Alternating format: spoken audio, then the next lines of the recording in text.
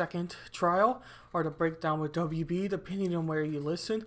So I'm going to go ahead and let this song play like we did before, while I make sure all of the connections are good to go and everything is ready for the podcast. And fingers crossed for this time, the power not to go out right as we start the podcast. And it's kind of funny because our first major topic off of this podcast, the Breakdown with Berckenhoff episode 22, is about Texas, obviously where I live, and the power grid and all of the chaos that Texas is now experiencing. So, kind of ironic that I now have experienced it for myself mostly, but we'll get into all of that, and I'm going to make sure all the connections are good and everybody can hear me. Who understands Coldplay is the best band in the world. That's wrong. You got that wrong. No, look, I got hairy legs. I'm best equipped to beat Donald Trump. That's what your poll said. Vice President Biden, why are you a better choice than your opponents? I got hairy legs. Hairy legs that turn blonde in the sun. In the sun. Come rub my legs. From the morning until the day's done. Till the day's done. We are at the end here. I got hairy legs.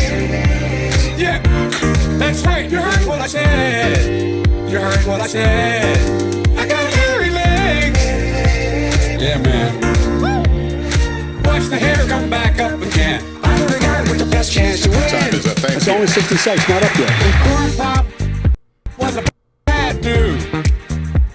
And he ran a bunch of bad boys, a bad crew. What, Junior? Yes, sir. And I really was the only white guy they really knew. He said, I'll meet you outside. And I said, what am I gonna do? Corn Pop, he can't stop. Corn Pop, he won't stop. Yeah. That's time, thank you.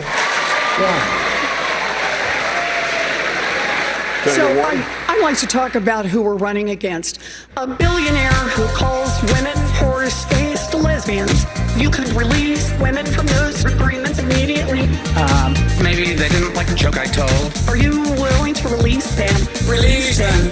These agreements were made consensually. I'm the only person on this stage that's got hairy legs. Seriously? Hairy legs that turn blonde in the sun. We got other issues we're trying to get Here's to. the last point I want. My time's going to run out. Here's the last point I want to make to you. I got hairy legs. Yeah. We are a country where there are too many people that are obese. I am scared. Vice President Biden, I want to start with you. Why should anyone have faith that you're the one who can get this done now? Because I'm the only one that... Stop. Let's talk about math. Let's talk about math indeed. Okay, so here's the math. Coldplay is the best band. Can I respond to the... Why am I stopping? No one else stops. Okay. Joe said it right. Here's the deal. Here's the deal. Look, I think it's important that on day one, I have more hair than anyone else. I got hairy legs. I don't care. Yeah, that's right. You heard what I said. You heard what I said. I was a pretty darn good lifeguard. I learned a lot. We let this get out of control. Lived out in Mayfield with my grandpa. We used to play basketball with Corn Pop. And he sank every single shot. Corn Pop, he can't stop. Corn Pop, he won't stop. Yeah, Corn Pop, he sank every shot. Time is up. Thank you. I'm not out of time. You spoke over time, and I'm going to talk. Here's the deal. I got hairy legs. On the fight 2020. Everybody vote if you can for your favorite woman or man. Alrighty. We finally got past the song this time, so hopefully nothing bad will happen. So once again, welcome to the Breakdown Berckenhoff episode 22. I'm your host, Wyatt Berckenhoff, and we have many topics to get to for today, including ironically the Texas power grid and Texas snowstorm or winter storm, whatever you want to call it, that I have now experienced personally. If you were watching live, you would have noticed that my last stream attempt that I did for the podcast, it went out very early on in the stream because of actual power grid problems here at the university that I go to. So it's kind of ironic that that is also the first subject, and at the time of the first recording, I haven't experienced any of those initial problems. So that's kind of funny that it had that sort of timing before we get into this first topic of importance here. But I also want to quickly mention that I'm a part of the Freedom Scoop Media Network at thefreedomscoop.com. Right now the site is personally under construction, or is under construction, and it's just to look a little bit better and for anybody that views it. But you can still find all of the great content creators from the website of freedomscoop.com, including the Generational Gap that is going to be streaming at 7:30 tonight Central Time. You also have Stephen Ingaramus, who usually streams at night around the same time. You have Jay Edgar that streams in the morning and some afternoons. And the R-rated conservative that usually streams around end of nights as well. And you have the Freckles and Brit show. All of these shows are individual content creators that are basically regular people that talk about the news or talk about something in society and try to give our own perspectives and our own thoughts, our own ideas from a regular person's perspective or viewpoint, instead of just all hearing it from the mass media. Hence the name Alternative News Group or Alternative Media Group. Hello, FlowSpy22 on Trovo there. Welcome for joining. Hopefully you're having a good day, and hopefully you don't live in Texas right now, because Texas is going through many problems, and some I have experienced myself, as I was referring to earlier. The first podcast attempt, as I mentioned, we got to this first article, and then the power literally went out, and the power went out for about only 3 hours, maybe a little bit less than 3 hours, and now the power is back. So I'm going to attempt to finish the podcast, or at least go further in the podcast, and hope that the power doesn't go out again.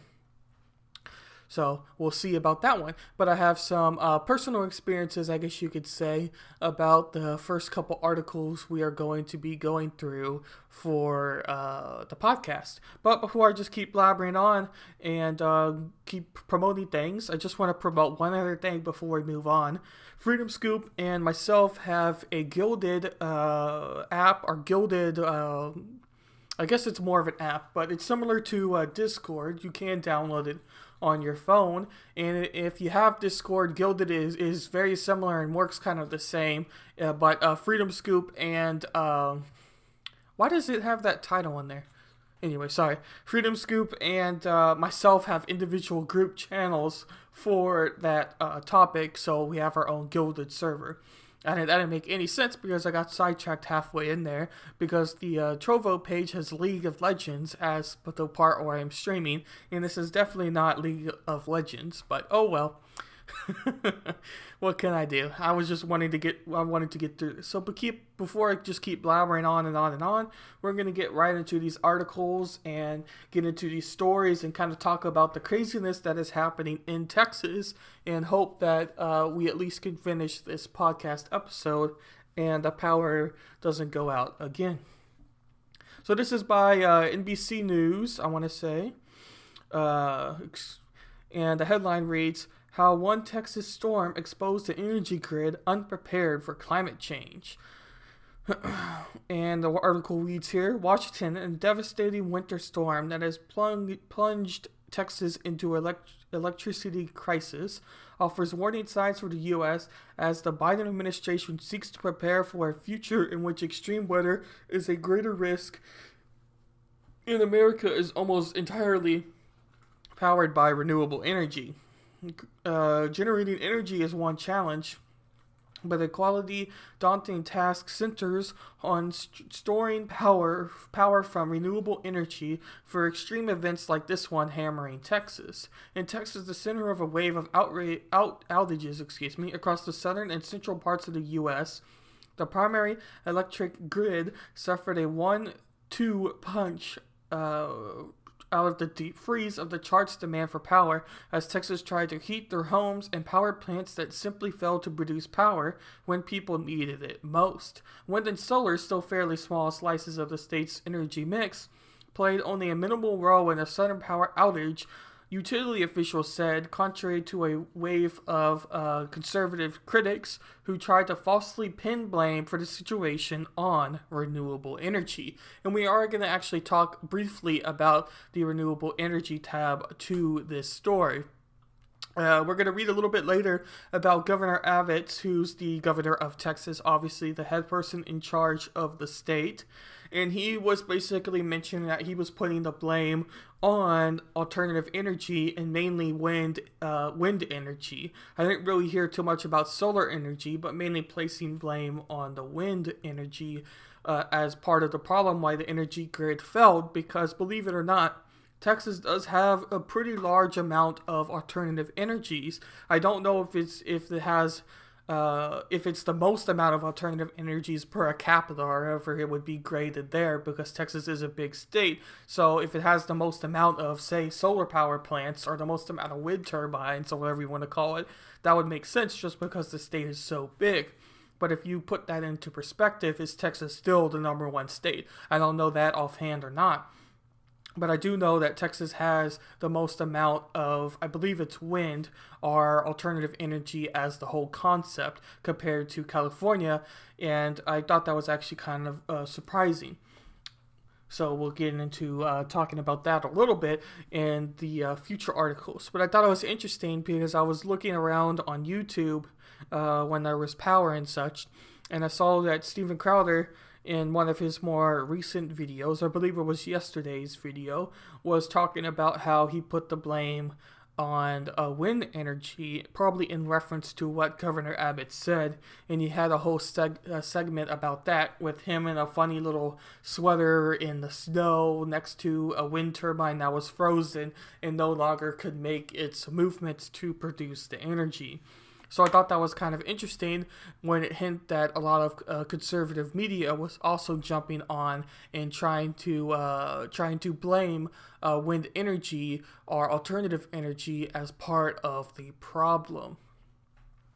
So we're going to read a little bit more because we are going to get to that a little bit later. Still, the Texas crisis is a wake-up call that exposes how the U.S. electric infrastructure may not be fully prepared to absorb steep climate-related spikes in demand for power. The challenge is likely to grow deeper as the U.S. relies more on wind and solar energy known as intermittent sources, because they are subject to whims of the weather and do not produce electricity 24 hours a day.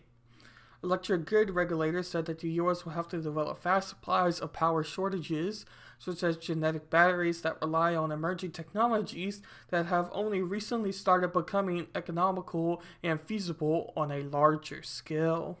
For batteries to play the ultimate backup system, we are so far away from that it's not even funny. Jim Robe, CEO of the North American Electric Reliability Corporation, a regulatory body, said in an interview, to really make the vision that we would like to get, a highly decarbonized electric system, you are going to have batteries developed in many other orders of magnitude beyond what we have now.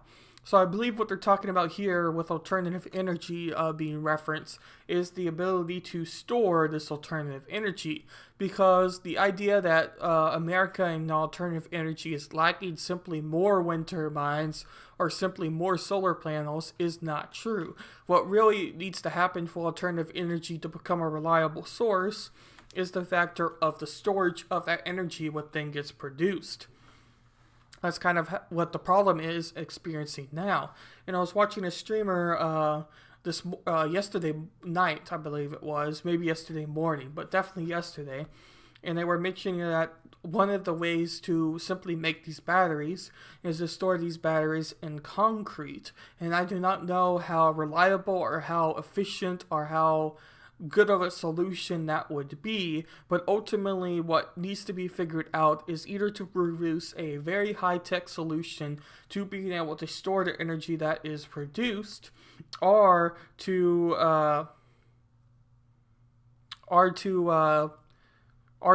find a solution that simply works. It doesn't necessarily have to be high-tech like those concrete batteries. Now, I can't tell you the efficiency of those concrete batteries that he was mentioning, but it is an interesting idea if the solution is something that is relatively that simple.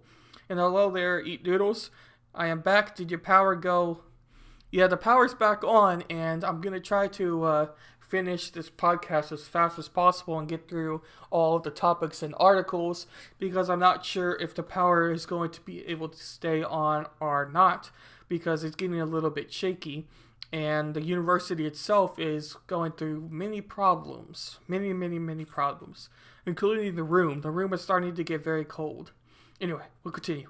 The picture of what we went wrong in Texas is incomplete, but while some wind generators did go offline as turbines iced over, the state's latest grid, the Electricity Reliability Council of Texas, said that the storage was driven by failure not of renewable sources, but of traditional thermal sources, coal, nuclear, and especially natural gas.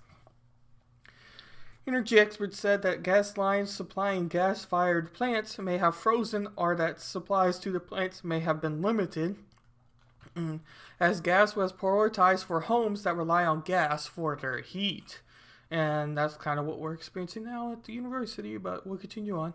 Utility officials in Texas had planned for what they expected that might need in case of winter peaks, factoring in a possibility of outages and lower wind input. The surge in demand during the storm outpaced the grid's operators' highest estimate of just over 67,000 megawatts needed for an extreme peak load, and 34,000 megawatts were kicked offline, diminishing the supply, the Electric Reliability Council of Texas said. Texas produces more electricity than any other state, but only about 1/4 of it comes from wind and solar, data from the U.S. Energy Information Administration. So that's what I was mentioning a little bit earlier. I do know that Texas actually leads California in an amount of wind turbines, I believe it is, or the amount of alternative energy that Texas has.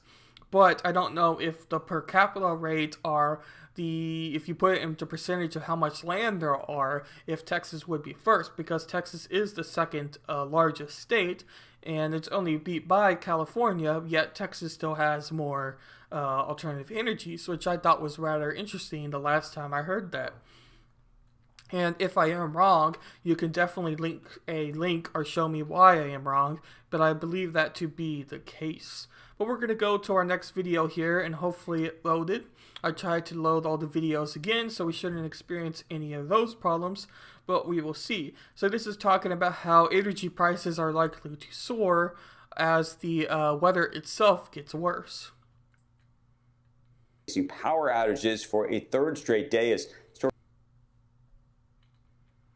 Yep, it's loading again. We're going to wait for that because an ad's going to play through here. As we wait for the ad to play through, I mean, it logically makes sense how we could be experiencing growth in prices, or prices becoming larger, because ultimately the demand is becoming a lot more. Even though in a time of a crisis like this, it would make sense that energy prices were in any case to go lower, or the demand to reinforce people that ultimately need it. But that's just not really the case, and not really how everything works. But we're going to play this video and see what they have to say about it. Noodles asked, did you see in the Discord? No, I haven't looked in the Discord again. I basically just got back on my computer and wanted to start up the podcast right away. I didn't even post a new link in my Discord. I just wanted to get on top of it. But I will check the Discord after I finish with the podcast here. Historically cold weather puts pressure on the region's energy infrastructure. The breakdown in the nation's energy capital has sparked growing outrage and demands for answers. Brian Sullivan has some of them this morning, and he joins us now. Brian. Yes, it's Brian Sullivan. I hope I have them, by the way. Oh, Brian Sullivan, excuse me. Right now, first off, still exceptionally cold. 3 million people in Texas, funny. as of the latest numbers from poweroutage.us, still without power, and more snow and cold are on the way. So at the very most basic human level, it's a scary situation. Yeah, that's one thing. In that particular area I am in East Texas, we are supposed to have more snow over tonight. Right now, everything's still a little bit snowy, but more melted snow and ice is kind of what the way the roads look, and just the ground itself looks. But if you look at the weather in the particular area I am in East Texas as a region, it is going to most likely snow again. So we're going to be seeing snow on top of what we already have, and that's going to further increase the problems that Texans are facing right now, because especially this part of Texas isn't really prepared for snow, let alone snow that lasts this long. If you talk about North Texas, such as the Amarillo Panhandle area, they have a lot more resources to deal with the snow, because they do experience snow on a somewhat of a regular basis, but even they aren't experiencing the snow in the way the snow is up in the Panhandle. There's still a large amount of extra snow or worse conditions than they have seen, despite them having despite them having some sort of infrastructure to deal with the problem, I guess is the best way for saying it. And Neat News says hashtag Texas Blackout is trending on Twitter. I want to say that I saw that hashtag also trending yesterday, or something very similar to that hashtag trending yesterday.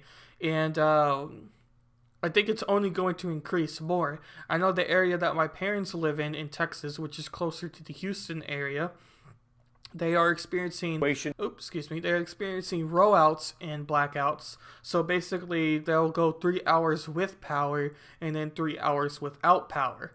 And that's kind of what they're experiencing now. Up here in East Texas, the particular area I am in, we lost power recently, if you saw the last attempt I had at the podcast. But for the most part, we've had power throughout these last couple days. There are people who have actually frozen to death over the last 24 hours. Just a terrifying situation. We need to get the power on. Okay, so what has happened? There's still a lot that we don't know, but there's a lot that we are learning. First thing first. Number one, looks like the state was just unprepared for the storm severity. Some of the weather forecasts last Thursday predicted a storm, but not this bad. And so when you prep for a certain storm coldness, you say, well, we're going to need X amount of energy, because the predictions of the storm were apparently so far off. The energy demand needs, or at least estimates, were far off. Factor that in to lower inventories. Inventories were not low, but they were obviously less than they needed. So you had natural gas. Texas is a state that primarily relies on natural gas to fire its power plants. If you don't have enough, or enough in the right place, you're not going to be able to fire those plants. Also, no power, you can't use a well or pipelines. This is an electricity system. Many have backup generators. Maybe the generators weren't operating because of the cold. If there is no power, you can't do a lot of the things you need to do to get the resources to where they need to be. And of course, other infrastructure like the wind turbines, like some of the solar, were frozen as well. All in all, guys, the finger is being pointed a lot of places. But what it looks like is this terrible, toxic confluence of all these different factors. And of course, now you've got these prices that have soared on the spot market to add insult to injury. If there's people out there that subscribe to these, you pay what we pay type wholesale energy services, like a Griddy or some others, and your power has remained on, you might have a just massive bill, because these companies are having to go in the spot market to buy energy, which, as I showed you guys yesterday, there was at least one trade done at $8,750 per megawatt hour. $8,750. The normal price would be about $70. So there's so many parts to this story and a long way to go. Brian. So they talk a little bit more, but we don't need to know the other information. I just thought that was a good little roundup, and talking a little bit about some of the financial reasons for the energy and energy problems that are existing now. But one of the interesting things coming from all this is the energy grid itself. And this article I thought was rather interesting, and it was from the Fort Worth Star-Telegram, and it states here in their headline, Texas knew for years power grid was at risk, but did little about it. Unbelievable. And we're going to read what they have to say about it. Once again, Texans are suffering because of a failure of disaster planning and investment to prepare for the worst. First, there was the pandemic. Texas public health infrastructure has been shown for a year to be lacking at both local and state levels. Leaders tried to craft a plan in 2015 to prepare for the inevitable, but it was stopped over political issues. This time, it was unprecedented. I don't think I said that right, but importantly, not unpredictable. Stretch of cold weather and storms blanketing the entire state. Public and private sector leaders may try to say there's no way that could have been prepared for this. That's a line of bull, and no Texan should accept it.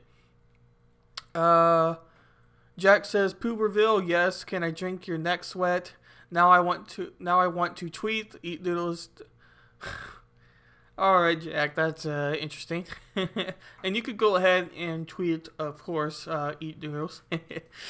Anyway, after 2011 epic winter storm, known around here as the one that ruined the Super Bowl in Arlington, agencies at all levels offered recommendations to address the very problem that contributed to this outrage. There must be accountability, but people must be fired, companies must be fined, and are required to do better. Winterization of power plants must be a priority.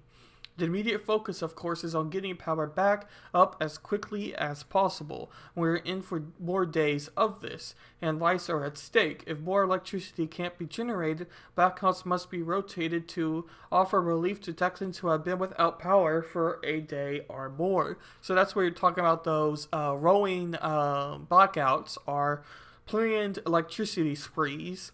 So they'll give you electricity for a couple hours, and then they'll take electricity away for a couple hours, and then they'll give it back to you for a couple hours, then take it away, blah, blah, blah, blah, blah, you know, you get it. And that's to give people across Texas and across counties access to this electricity for as long to do something, for as long as to heat up water, because most counties are now under a boiled water advisory if you have access to water, because there's also problems with water pressure around many counties in Texas. But you get kind of what I'm saying. They're trying to control the electricity and at least give everybody a shot of electricity instead of just a few places in particular having electricity, but everyone else not having electricity and able to heat up their houses and maybe heat up the foods that they are desperate to have. Power companies and Electricity Reliability Council of Texas, or ECOT, as every Texan knows, have compounded the problem with poor communication and broken promises. The promise of rotating outages flopped, and no one can explain why in plain English. Once the crisis is over, laws must change. A thorough investigation of both the public and private actors is necessary. Governor Greg Abbott's declaration that ERCOT reform is an emergency priority for the legislator is a start, but only that. Generators must be required to do a better job. Generators must be required to do a better job of winter preparation, even if the state or consumers must ultimately help pay the bill. The failures here are speculatory and obvious. In November, ERCOT proudly announced that the state had suffered energy supply for the winter. Had a sufficient energy supply for the winter. The excuse will likely be that no one could have predicted this storm, but it's been evident for more than a week that a brutal cold was coming, and ERCOT officials were saying as late as Thursday that the system was ready. How can they have been so been wrong? It goes on to talk a little bit about that. Texas is an energy giant. This shouldn't have happened here. We have a large, diverse energy supply. Blah, blah, blah, blah, blah. The blame game is already falling into predictable narratives. On the right, the problem is too much reliance on renewable energy, as we saw, as I talked briefly about the Stephen Crowder, who I believe lives in the Fort Worth area or Austin area. I don't think it's Austin, but I know he lives in Texas. And then on the left, it's privatization of Republican leadership, and failure to anticipate the efforts of climate change. So the left is blaming Texans' infrastructure and Texans' government, which is largely Republican, especially when you start talking about the legislator, who is actually in session now, that is largely dominated by Republican lawmakers, that has a great influence over what happens in Texas because of bills and resolutions and whatnot that get passed for what determine how you're supposed to live your life as a Texan.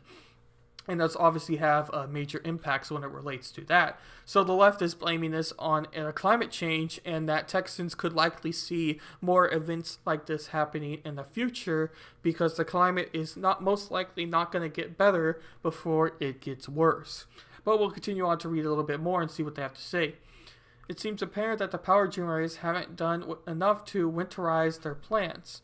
So shutdowns and failures kicked in just when the power was needed most. That extends to renewables too, as well as wind turbines that froze over.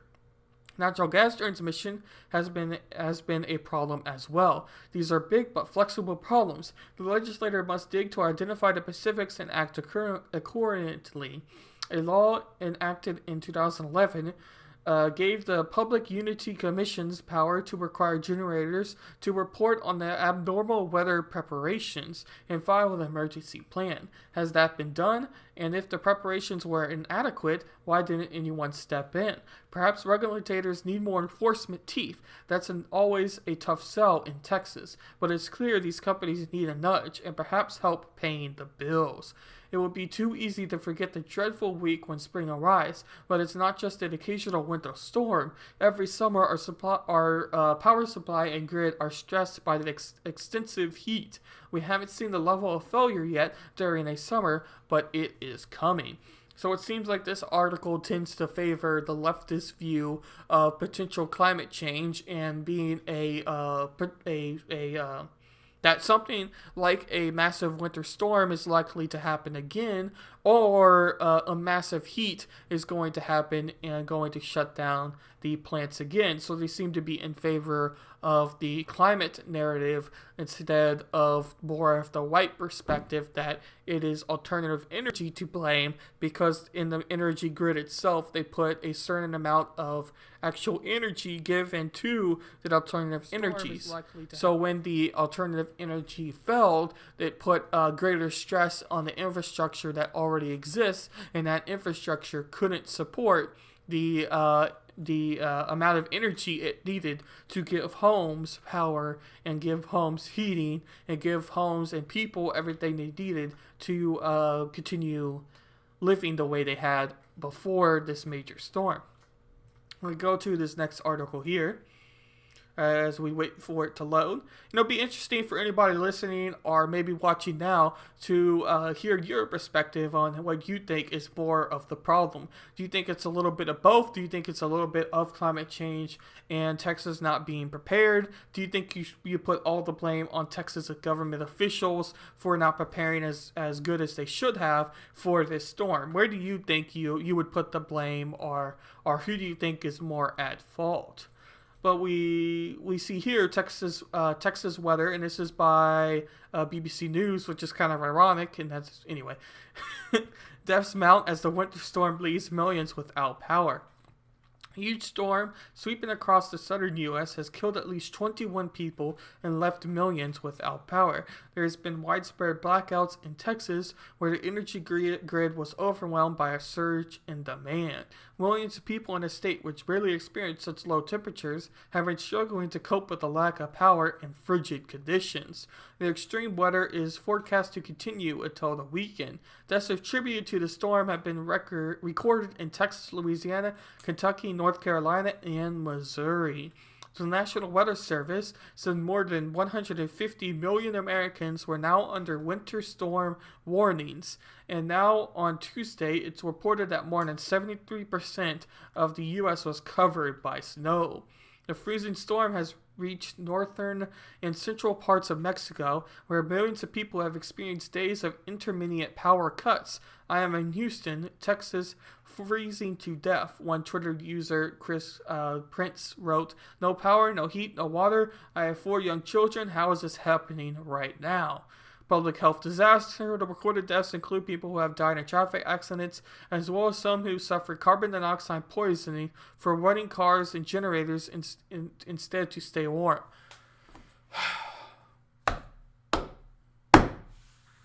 That statement gets on my nerves in two perspectives. One perspective, the particular county that I live under, I guess you could say, where the college is located in that county, had sent out several, I guess you could say, public announcements that basically said there is no reason to drive. Also, because of where the particular county I'm located in and the surroundings around it, there are many trees that have fallen across roads and large branches that have fallen across roads, and that has left for Nacogdoches to be basically closed. So you cannot leave the particular county of Nacogdoches. And that is a very interesting problem. But they also were recommending that no one were to drive. Now, when you talk to a bunch of college students or people that typically don't want to stay indoors, there are many people who were still driving despite the county saying that the roads were unsafe.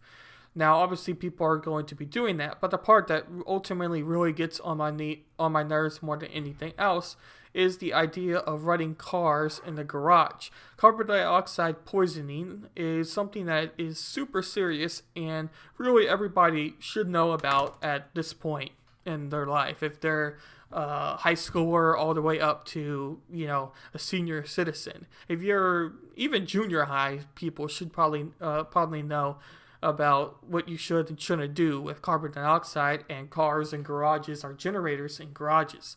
That's one very common problem I've seen in the past, especially even when you're not necessarily talking about something that's as cold as it is right now in Texas, but with hurricanes and whatnot, when you lost your power because of the hurricane, you would have many people that would run generators in their garage, and if they didn't open their garage door to do so and the garage was closed, carbon dioxide poisoning was something that is extremely dangerous and can happen from generators and also, of course, happen from cars. So basically, when you now combine that with it being so cold as it is outside, people are wanting to stay warm or maybe want to be lazy because they don't want to go outside to put their generator and to run their generator, and it has caused for carbon dioxide poisoning to be increased. So long story short, even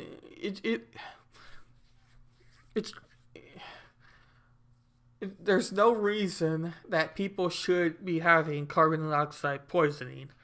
I understand why people would want to be lazy and not go outside, but then again, there's no reason to experience that. I don't know exactly where I wanted to go with all those dots, but anyway, we'll continue on. One country said it has seen more than 300 suspected carbon monoxide cases during the cold snap. It's turning into a mini mass casualty event. One Harris County doctor told the Houston Chronicle at least 4 people were killed following a house fire in Houston that officials said may have been sparked by candles. Separately, police said 2 men found alongside a Houston highway were believed to have died due to the cold. How cold is it in Texas? The state has seen some of the coldest temperatures in more than 30 years. Some areas hit 0 Fahrenheit or minus 18 Celsius on Sunday, and U.S. President Joe Biden earlier approved a state of emergency that Governor Greg Abbott sent.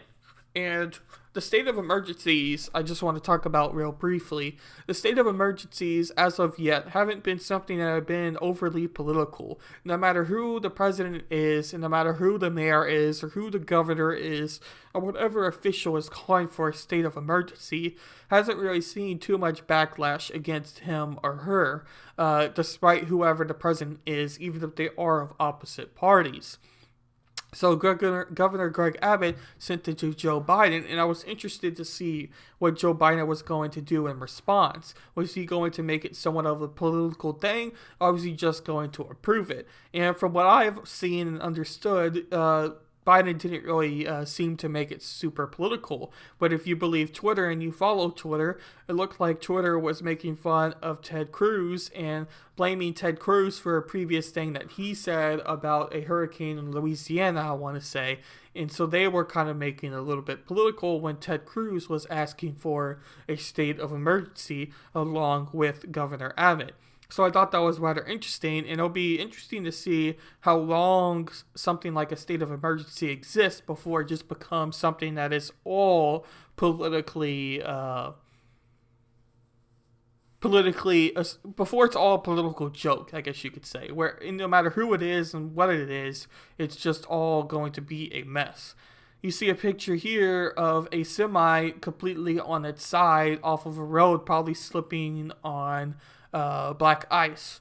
And for the podcast viewers, that's basically all it's showing there. And then just some pictures of some streets and neighborhoods that are covered in snow and roads full of snow as well. Obviously, since they are covered in snow. I don't know why I wanted to say that again, but let's just say it again. Texas is covered in snow. Now we're going to wait for this video to load up real quick, and hopefully there won't be any ad on this one.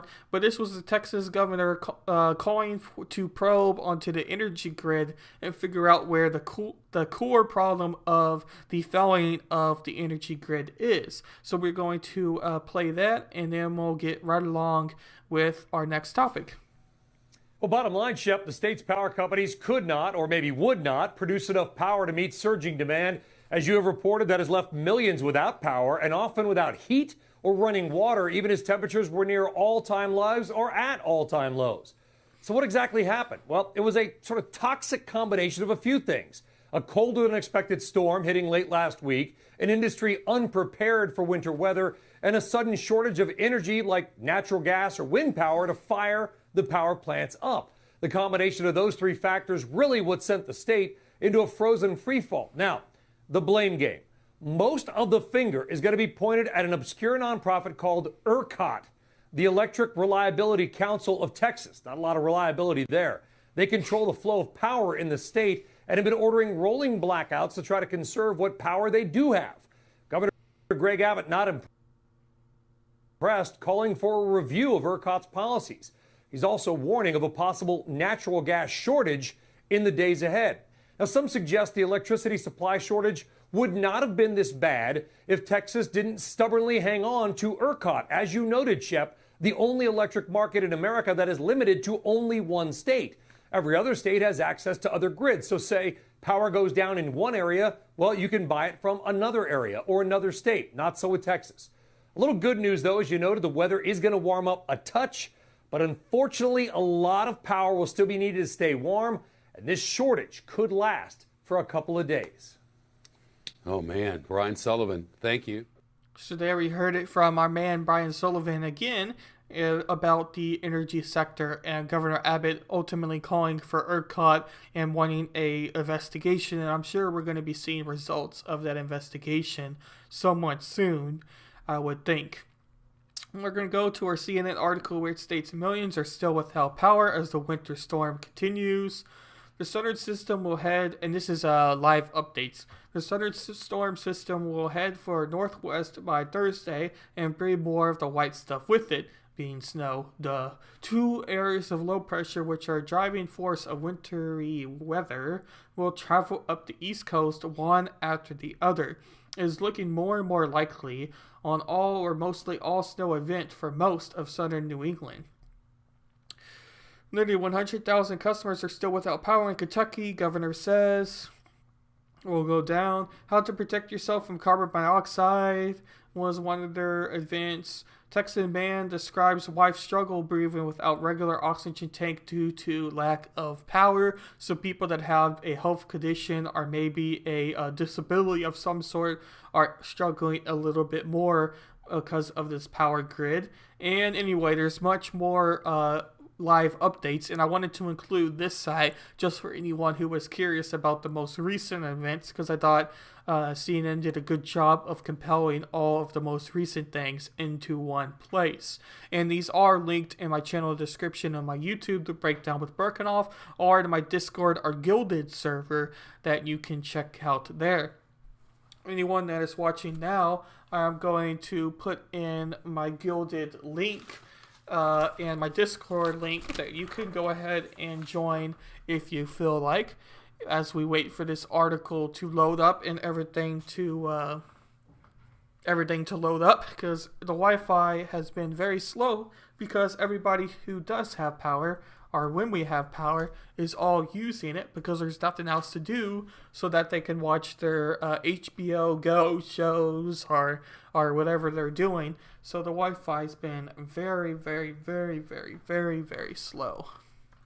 But it looks like both events both the articles are up. So we're going to read our next one by the Wall Street Journal. Why is Texas experiencing power outages? And we'll hear the perspective of the Wall Street. And ironically, they're using the same photo as a previous article. I'm trying to remember what photo the previous one was. I want to say that was the BBC article.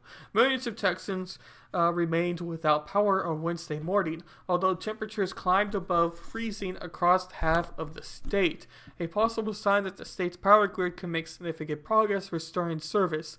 Pockets of Texas entered their third straight day of widespread power outages aimed at extended winter events as electric utilities and the power grid scrambled to restore the service. The grid operators... Get out of here. Well, we just got ad blocked, so we're going to go on. Thank you, Wall Street Journal and Jeff Bezos. I highly appreciate you.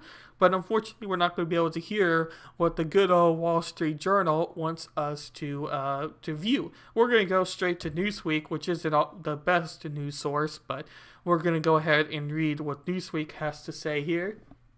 Their headline states... Eat Noodle says, Walster. Yes, I'm not a fan of Wall Street Journal. I'm not really much of a fan of Jeff Bezos either. Not so much for the main talking points about Jeff Bezos. I just don't personally really like him that much. A lot of people go to how much wealth he has, which may be the problem, but isn't really ultimately the problem I have with Jeff Bezos. I just don't really like him personally. But we'll read what the headline says here. Greg Abbott blames Texas power outages on green energy, but state depends on gas. Texas Governor Greg Abbott has blamed recent widespread power outages in his state on green energy and criticized the favored by the progressive Democrats. Abbott, a Republican, spoke to Fox News' Sean Hannity on Tuesday and improvised wind turbines in Texas cold weather. More than 4 million people were left without power or heat in freezing temperatures. This shows how the Green New Deal would be a deadly deal for the United States of America, Abbott said, saying that wind and energy make up collectively more than 10% of our power grid. It just shows that the fossil fuel is necessary for the state of Texas as well as other states to make sure we are able to heat our homes in the wintertime and cool our homes in the summertime, he said. However, the Electric Reliability Council of Texas, which oversees most of the state's electoral grid, has placed the blame for outages of Texas' reliance on natural gas. Dan Woodfin, a senior director at ERCOT, told the Texas Tribune on Tuesday that more than half of the winter generation capacity is offline and much of it is powered by natural gas. It appears that a lot of generation that has gone offline today has been permanently due to issues to the natural gas system. Natural gas production has been declining in the state and nationwide this year, according to SAP Global Platts, while it estimated that 80% of the Texan electrical grid capacity may be generated by natural gas, coal, and nuclear power. Just 7% of its winter capacity was due from wind. So basically, this article is arguing that most of the energy that Texas experiences is from natural gas and systems that highly involve the use of natural gas to exist. And despite Texas having a large sector of their energy grid being on wind, it's not enough to really cause an outage that we have experienced. So putting blame on something that is that minor, that minute, doesn't really exist and isn't really the core cause or the core reason for Texas and many Texan houses losing energy. But there's obviously many claims that you could say the Reliance still uses on wind, and wind is supposed to be that alternative source and supposed to work when the other grid goes down. So there's obviously arguing points from both, and like I mostly say, most often what's in the middle of both arguments is right. But we're going to continue with the Texas Tribune here, as it states, "Those frozen wind turbines aren't the main culprit for Texas power outages." The frozen wind turbines in Texas caused some conservative state politicians to declare Tuesday that the state was relying too much on renewable energy, but in reality, the lost wind power makes up only a fraction of the reduction in power generating capacity that has brought outages to millions of Texans across the state during a major winter storm. An official with Electric Reliability Council of Texas said Tuesday afternoon that 16 gigawatts of renewable energy generation, mostly wind generation, were offline. Nearly doubled that, 30 gigawatts, had been lost from thermal sources, which includes gas, coal, and nuclear energy. Texas is a gas state, said Michael Weber, an energy resource professor at the University of Texas at Austin. While Weber said Texas energy sources share blame for the power crisis, the natural gas industry is most noticeably producing significantly less power than normal. Gas is flowing in the most superficial fashion right now, Weber said. Dan Wolfen, a senior director at ERCOT, echoed this sentiment Tuesday. It appears that a lot of generation that has gone offline today has been permanently due to issues on the natural gas system, he said during a Tuesday call with reporters, and we've heard that claim before. We're going to go down in this article a little bit. Well, wind power skeptics claim this week's freeze means wind power can't be relied upon. Wind turbines, like natural gas plants, can be winterized, are modified to operate during very low temperatures. Experts say that many of Texas power generators have not made those investments necessary to prevent distributions to equipment, since the state does not regularly experience winter storms. It's estimated that the grid of total winter capacity, about 80% of it, or 67 watts, could be generated by the natural gas, coal, and some nuclear power. Only 7% of ERCOT's forecasted winter capacity, or 6 gigawatts, was expected to come from various wind power sources across the state. So basically what they're saying there is there's some modifications that can be made for these turbines to become a reliable energy source and not break down in harsh winter conditions, but Texas and many of Texas' wind energy plants did not have those improvements because it costed money. And if you think about it from a pure business perspective, it doesn't really make sense to have an improvement that you might use, but in most likely scenarios you are never going to use at all. So I can see that being a major reason to why none of these plants ultimately had it. You can kind of think of it in many business. If you think about it like a business, it makes sense. Now, some people, especially more the left-leaning side of thinking, would say that that doesn't really make sense because you shouldn't be viewing this as a full-on business, and that's why capitalism is bad, and so on and so on. And I could see that point in some ways as being true, but that's just not the way America works. So America is very business-minded, so because of that, it doesn't really make sense to buy an upgrade when you're probably never ever going to use the upgrade. Now we're going to go to our next topic. We have finally finished all about Texas, and it only took us 53 minutes and 17 seconds. Whew.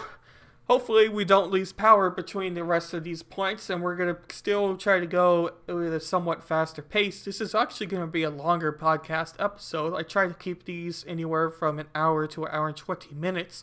we're probably going to be looking for a little bit longer time for this, because we still got a decent amount to cover. But before I just keep talking and adding more time than necessary, we'll talk about our next major topic here. The next major topic is about Biden and his stimulus checks, our Democrats and their stimulus checks. So, if you've been following this whole craziness about stimulus checks, you know that at one point Trump was willing to agree with what Bernie Sanders was saying, but the Democrats still didn't necessarily want to get that bill passed. And a lot of conservatives speculate that the reason that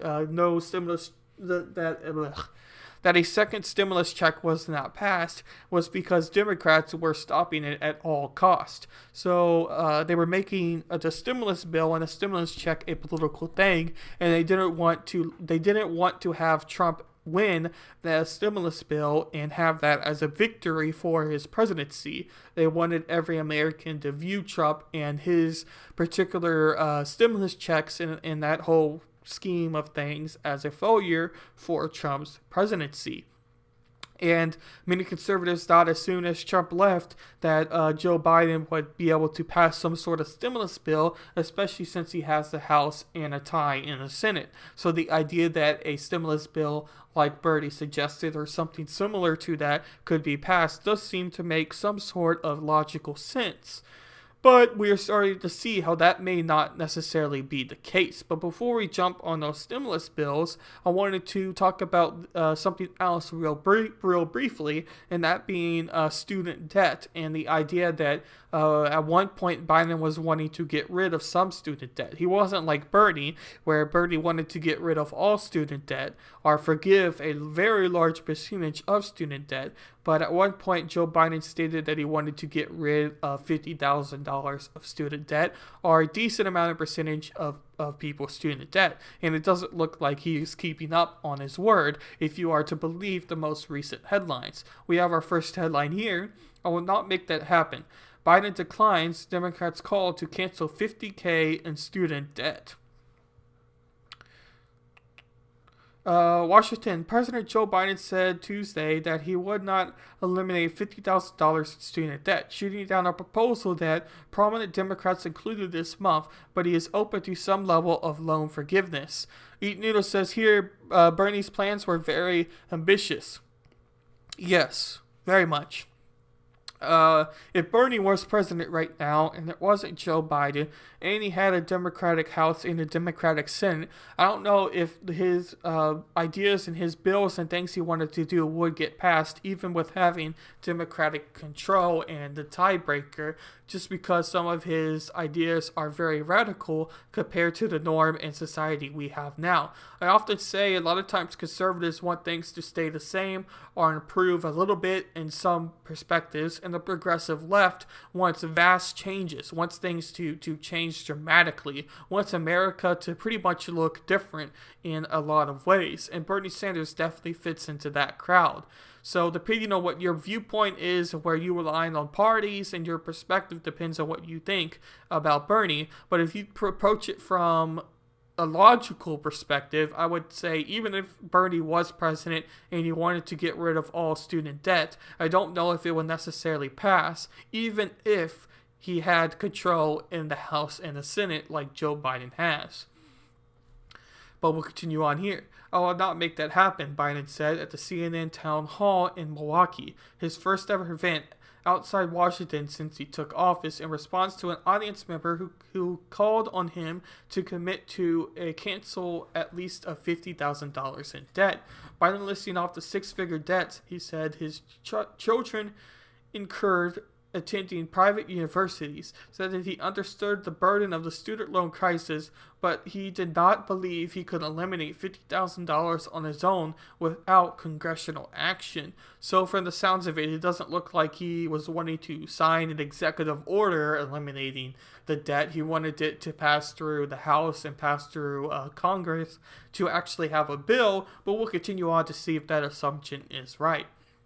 My point is, I understand the impact of debt, and it can be debilitating, Biden said. I am prepared to write off $10,000 debt, but not $50,000, because I don't think that I have the authority to do it. Biden faces faces growing pressure from his own party to take bolder action on student debt. Senate Majority Leader Chuck Schumer, Democrat, we all know him, Senator Elizabeth Warren, we also all know her, and other lawmakers introduced a resolution in early February calling on Biden to use executive action or to wipe out $50,000 in student debt loan forgiveness for all borrowers, arguing that the Secretary of Education has board administrative authority to cancel the debt. So basically they wanted to get rid of it from an executive way through a bill or through their proposed legislation or whatever you want to call it. But the basic concept and the basic takeaway is Biden is under pressure by his own party and kind of by himself on previous things he said about student debt to cancel it out. I am waiting for my mouse. There it goes. We are going to go to our next article that is also about Biden and student debt and get some analysis from a different perspective and different news network. This is Atlantic Journal Constitution, I believe it's called. Yes, Atlantic Journal Constitution. I went too far. President Joe Biden said Tuesday that he did not have the authority to forgive $50,000 in student loan debt for millions of Americans as congressional Democrats continue to pressure the White House for additional relief for struggling families aimed at the coronavirus pandemic. I will not make that happen, Biden told a CNN town hall in Milwaukee, and then he was open to the idea of similar debt cancellation through congressional legislation, but what progressives were seeking him to do through executive order. My point is, I understand the impact. We already read that. We're going to go down.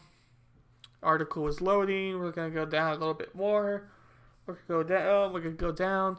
Supporters of the loan cancellation plan said it would spark a wide swath of the economy, including new businesses, consumer spending, retirement savings, home buying, and other sectors. Critics, however, say that the move would only bring a modest bump to economic activity, and the GDP Republicans reportedly opposed the move. Biden's firm stance on debt forgiveness came as no surprise, and they talk a little bit about that. But we all kind of know about his plans. But in general, it was interesting to have some perspectives about Biden and his student loans, because at one point he said he was willing to forgive a certain amount of the student loans himself. So that is rather interesting. We're going to talk about Fauci a little bit here, and then we're going to move on to the stimulus checks that I was teasing here a little bit. But I thought it would be best to start with Fauci and the CDC and some new guidelines and all of this fun stuff. So this is by Fox News here. Fauci defends Harris starting from scratch claim. Now knocks Trump's vaccine rollout. And this is by Fox News. As I think I already said that, but it's by Fox News. White House Chief Advisory Dr. Fauci revised his previous rejection Tuesday, claims that Biden administration was starting from scratch with the rollout of the coronavirus vaccine. On Sunday, Vice President Kamala Harris reviewed the claim during an interview with Access. There was no stockpile of vaccines, Harris told Access co-founder Mike Allen. There was no national strategy or plan for vaccinations. We were leaving it to the states and local leaders to try and figure it out. So in many ways, we were starting from scratch on something that has been raging for almost a year. And it has the link to the Access Twitter post, but we don't need to read that. Despite contracting his own remarks from last month, stop it, Fox News. Good gosh. Despite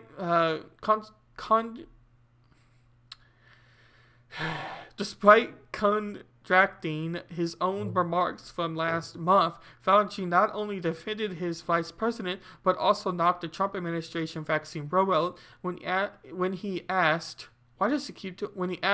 about her comments on Tuesday. What I think the vice president is referring to is the actual plan of getting the vaccine doses into people's arms. Was really rather vague. I mean, it was not well coordinated plan, Fauci told CNN. So one of the weird questions I have here with this whole thing, we all know Trump, and we all know that Trump isn't necessarily the best boss to have. He fired many of his campaign managers, fired many of his cabinet members. He was pretty famous for hiring members that disagreed with him. He wanted people that supported him. He, from the sounds of it, he didn't really like a yes man, but he still wanted people that ultimately had his back. And if he felt you didn't have his back, he was more than ready to fire you. Now, Trump was using Fauci, and I forget what the doctor's name was, but the female doctor he had when they started the press conferences at the very start. But they were all involved with making Operation Warp Speed and all these other government protocols, our rules, our policies to try to solve the vaccine rollout and solve COVID and help people who were suffering with this problem.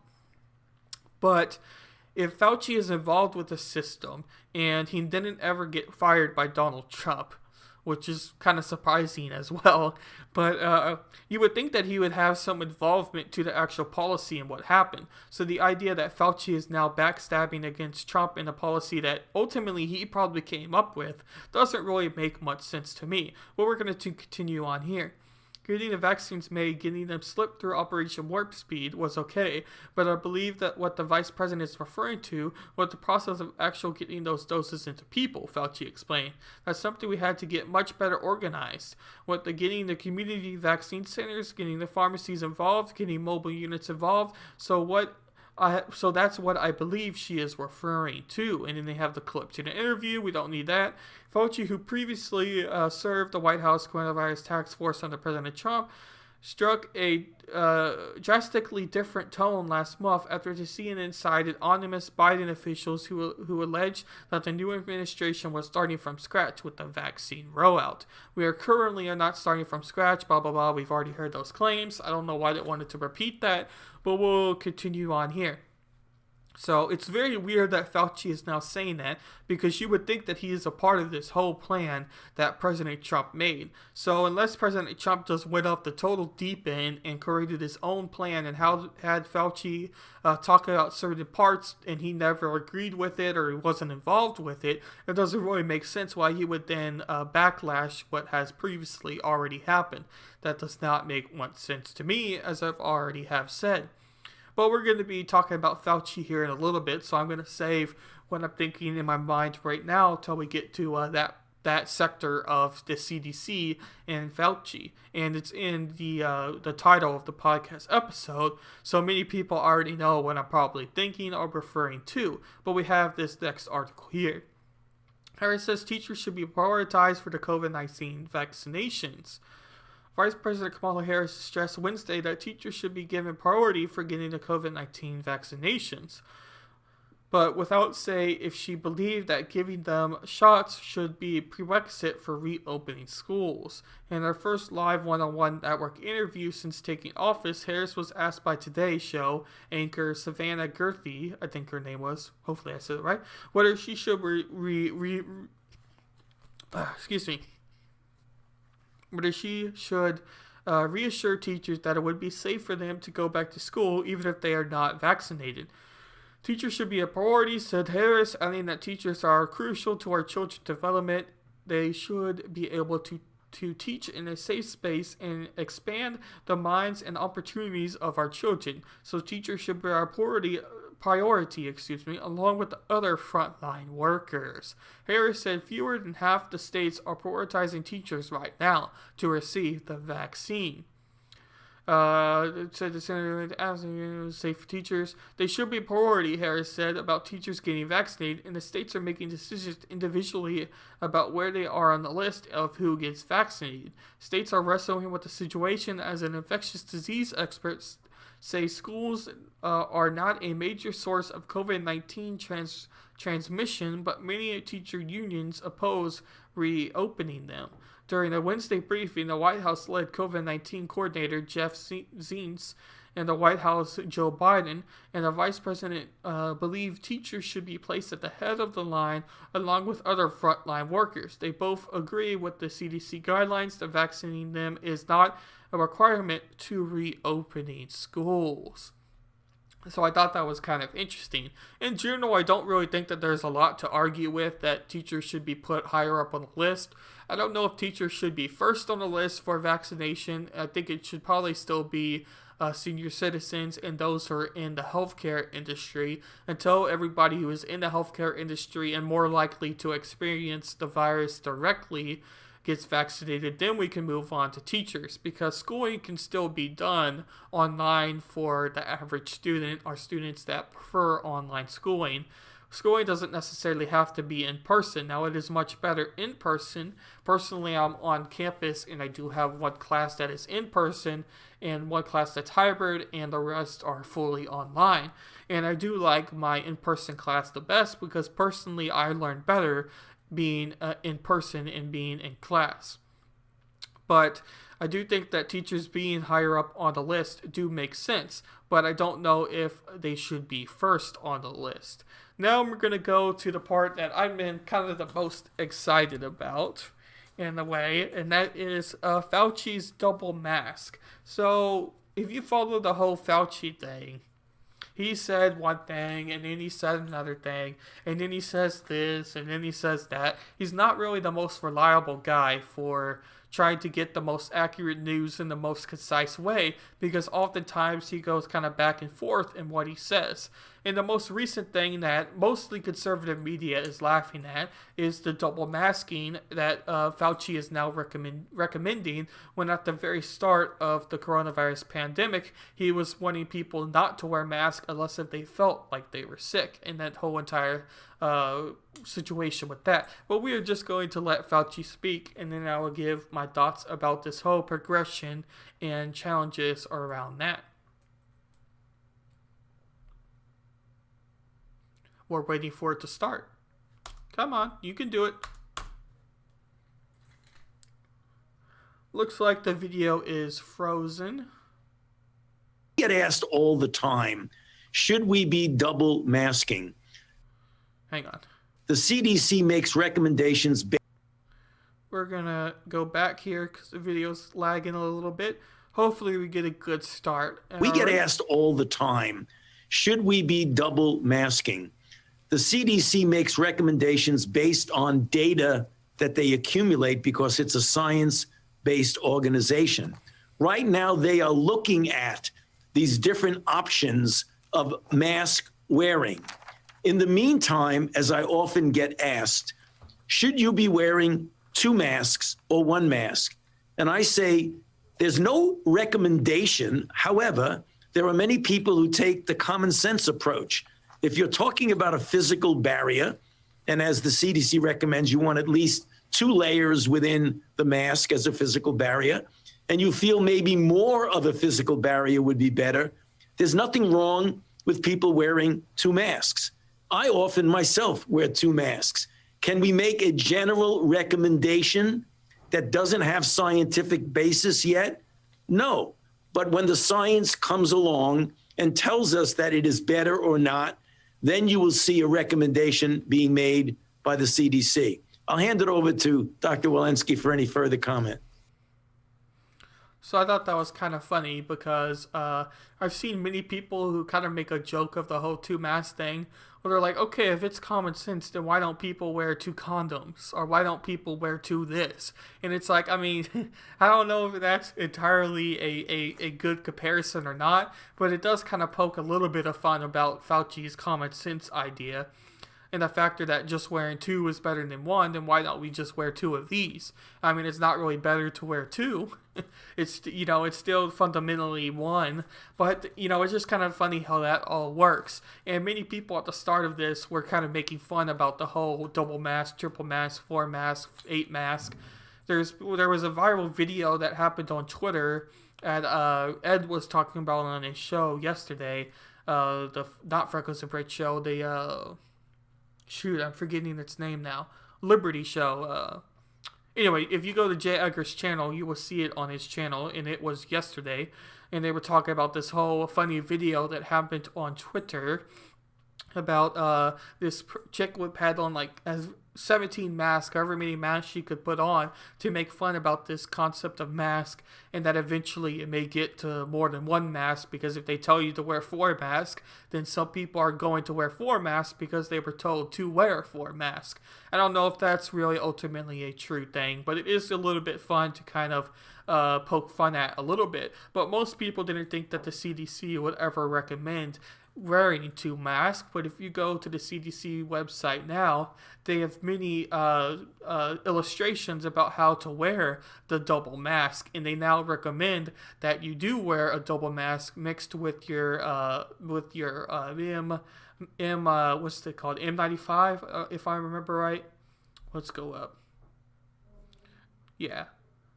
Wait. Yeah. So your medical mask are your KN95. With the mask on top. Actually, they don't recommend... Okay, we'll just read. They do not recommend to have 2 disposable masks together. So if you just have 2 disposable masks, if you wear 2 of those, they don't ultimately recommend it. They don't also recommend to combine a KN95 mask with any other mask, so that doesn't necessarily work.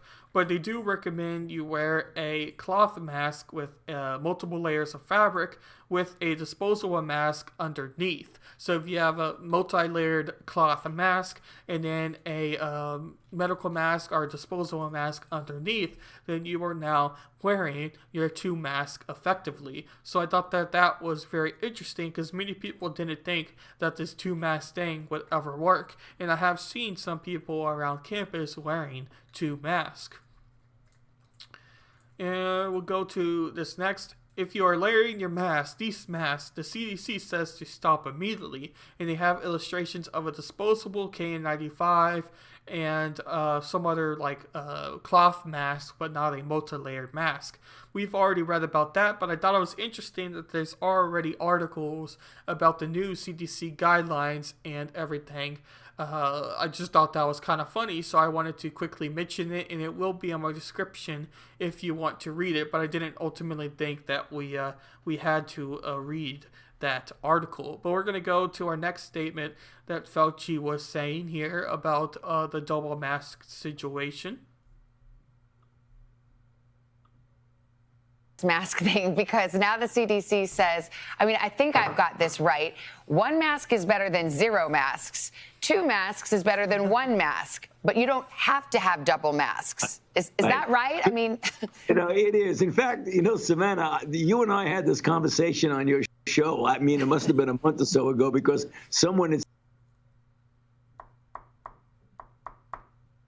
said, I've seen people wear 2 masks. The recommendation is not that you have to wear it. What the CDC is saying, that at minimum, wear a mask, okay? This is what they're saying. Make sure you wear a mask. So you wear a mask. Then you want it to fit better. So one of the ways you could do it, if you would like to, is put a cloth mask over, which actually here and here and here, where you could get leakage in, is much better contained. Okay. That's all they're saying. 1 mask at least, but if you want... So that's basically all they're saying there. And those who are listening to it as a podcast, basically Fauci just put on his regular disposable layered cloth mask over the top and was talking throughout about what we just heard about all of that. Ultimately, I just find the double mask to be a little bit silly. I mean, I understand the basic common sense practicality of it, and that it might reduce droplets, but I don't know if it is going to reduce it at such a significant rate to really make that much of a difference. But if you want to be careful, if you want to make sure that nothing goes wrong, you just want to be extra safe, then doing double mask is not going to hurt anything. It's just a matter of if it's really more effective or not, and I don't really see it necessarily being ultra effective to be a necessary deal. Now we're going to go on to our stimulus checks here and talk a little bit about that I was teasing here towards the middle of the episode. So now that Biden is president and he has full control of the House and Congress, many people thought that Biden was going to be able to get some sort of stimulus check passed. And as it turns out, this doesn't necessarily look to be the case, but we will see if that is going to be changed here in the future or not. One second here.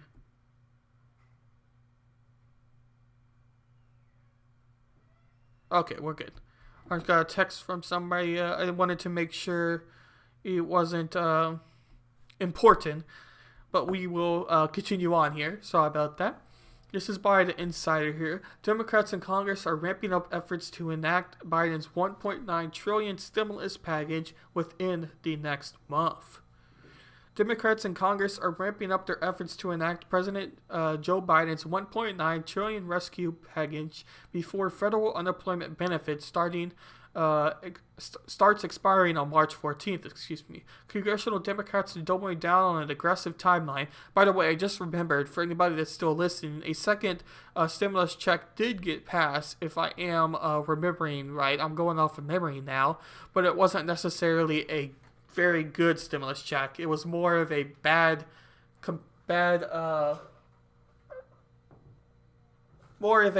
effort for trying to come up with something to give for Americans. Trump wanted the higher amount and wanted more money to be given to Americans and not given to foreign countries, but he ultimately ended up signing it anyway. So a second one did get passed. I remember that just now. So this would be the third one that many people still think Americans are desperately needing and need.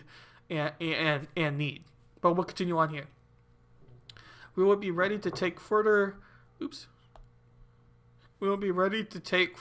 action on an American rescue plan in an event that the Senate aims it and sends it back to us, Hoyer said. Suggestions a final vote could come during the week of March 8th. The proposal would provide $1,400 in stimulus checks and $400 in federal unemployment benefits and would begin gradually increasing the minimum wage to $15 an hour. It also includes major funding for vaccine distribution and virus testing, and for state and local governments, among other provisions. 9 House committees concluded their work last week, marking up the represented parts of the colossal rescue package. Now the House Budget Committee will take each separate piece and assemble the final legislation over the next 7 days. Democrats are using a process called reconciliation to bypass Republicans on the measure. It only requires a simple majority of 51 votes instead of a 60 typically needed to defeat a filibuster, a plan with broad support in early polls. Republicans are staunchly opposed to a rescue plan, arguing its untargeted collection of liberal political priorities combines that of sparked significant GOP opposition, include $350 billion in aid to state and local governments, along with the minimum wage bump. There are lots of things that have been done to do with the state proposed bill, Douglas, president of the right-leaning American Action Forum, recently said in an interview with Insider. So that was our first article talking about the stimulus check. So we're going to go to the CNN article once it loads up here. Here's what in the House of Democrats' stimulus relief plan if it were to get passed. House Democrats were busy last week advancing a wide range of coronavirus relief provisions, all part of President Joe Biden's $1.9 trillion stimulus package. This coming week, the House Budget Committee will assemble a final bill based off of the measure approved by the last 9 committees. Most of them, but not all, adhere closely to what Biden outlined in his proposal last month. The full House may pass the legislation as soon as the next week, but it could face hurdles in the Senate, where Democrats can't afford to lose a single member of their party thanks to the 50-50 split in the Senate, in the chamber. Although already 2 Democrats of Arizona and of West Virginia have voiced opposition to one of the elements of the plan, raising the federal minimum wage to $15 an hour. And that is something that is rather interesting. Ultimately, the debate about minimum wage comes from the right perspective and the progressive left perspective that I'm more aware of than the maybe the average Democratic's perspective of it. But the progressive left perspective of minimum wage says, yes, people shouldn't necessarily... okay, let's put it this way. The progressive left perspective is basically this. They say that minimum wage is a starting level job, right? But you should still be able to support yourself off of a minimum wage job, because really that's where the majority of the workforce is, and especially the majority of the younger workforce. So you should be able to at least support yourself off of a minimum wage. You may not have the best life, but you should at least be able to have enough money to buy food, to have a good car, an average car, to have average things, and not ultimately run into major problems. Then if you take the right perspective basically says that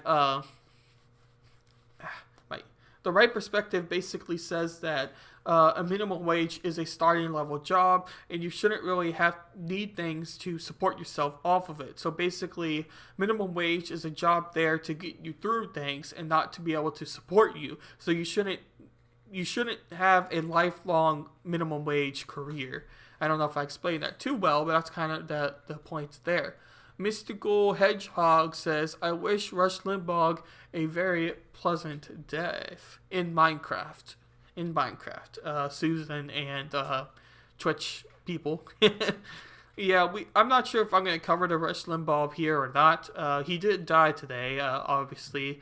That isn't a joke. He passed away from lung cancer, and many people did not like what Rush had to say, and many people did like what Rush had to say, and that's why some people are mad about what Rush had to say. I didn't really know much about what Rush had to say, because I'm only 21 years old, so I never really had to have listened to Rush, so I can't really ultimately tell you who the person is, really. Stimulus checks. The House bill will provide direct payments worth of $1,400 per person. A family of 4 could receive up to $5,600.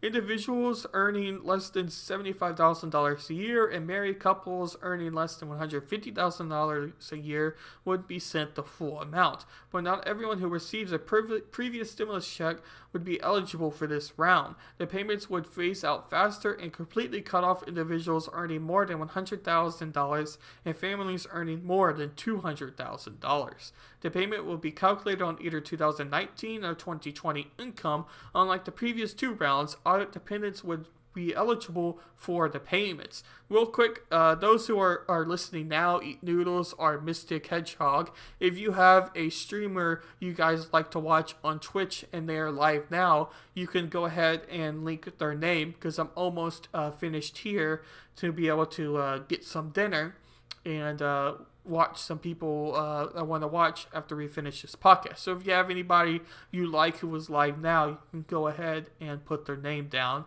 as we get closer to the end here. They have a nutrition assistance. The House plan would extend the 15% increase in food stamp benefits through September instead of having it expire at the end of June. It also contains $880 million for the special supplementary nutrition program for women, infants, and children known as WIC. Biden called for investing $3 billion in the program. It also has housing aid. The legislation would send roughly $19.1 billion to state and local governors to cover back rent assistance and utilities for at-risk, low-income households with unemployed members, according to the Congressional Budget Office. It would give about $10 billion to states and tribes to provide mortgage payment assistance and other financial help to homeowners affected by the pandemic. So it talks a little bit more about the vaccine aid and everything like that. Well, that's ultimately all I had here to cover about the stimulus checks. These ain't no terrorists. Sorry about that. We had a autoplay. You gotta love those autoplays. It doesn't look like anybody suggested somebody, so let me see if we can find somebody real quick to raid into who is live now. Hard to tell how many people we ultimately have here. We're going to try illumination here. Illumination is, well, you'll see. We'll start his raid here.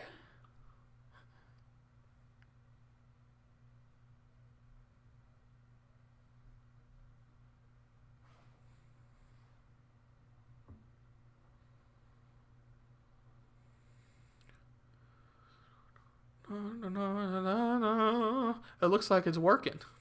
This is the first time it would work.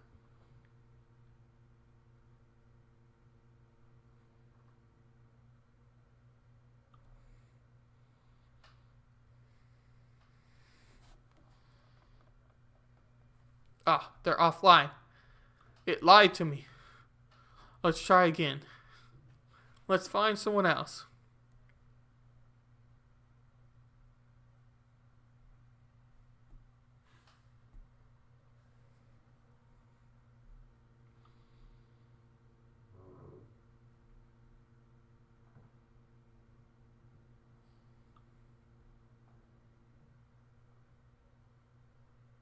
I messed up.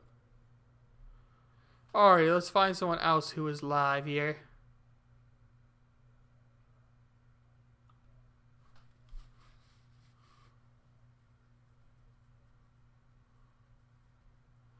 Okay, let's see.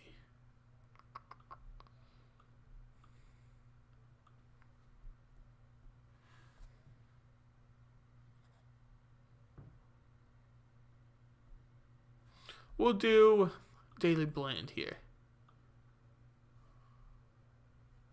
Man, this is slow. Come on.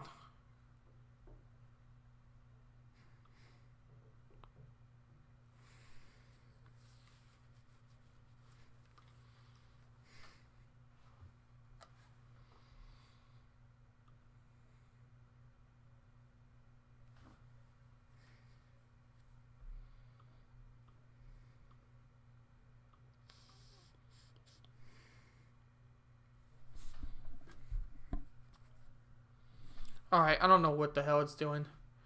We're going to go ahead and end here.